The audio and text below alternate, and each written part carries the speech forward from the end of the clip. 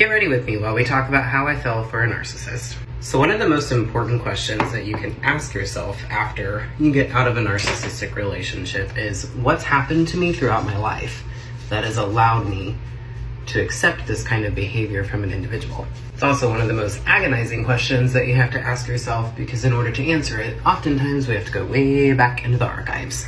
So in order for me to answer this question, I had to go all the way back to middle school. I promise, just hang with me. I'm not going to get into my whole life story or anything. There's a common assumption that if you fell for a narcissist, then that means that your parents had to have been narcissistic. And that's actually not my story at all.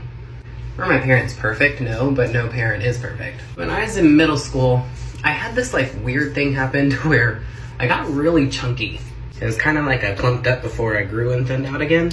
Also, in late middle school and early high school, I started to realize that I wasn't like the other guys.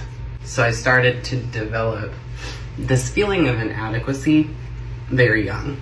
Oh no! And I started to develop this overly excessive need to fit in and be accepted by people around me.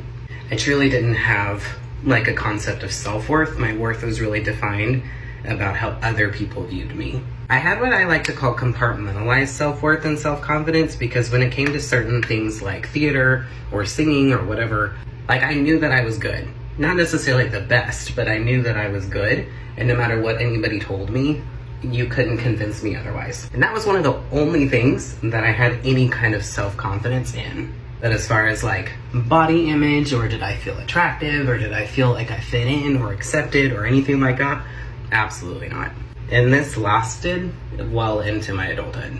And if I'm honest with you, there's parts of me that still struggles with it a little bit today. Okay, so to summarize that, my worth was defined by the words of other people, either positively or negatively, okay? So what do you think I developed? Major people-pleasing tendencies. Now, let's fast forward to when I'm 28 years old. I finally accept who I am and come out of the closet. I get divorced. I'm losing friends left and right. I get kicked out of the worship program of my church.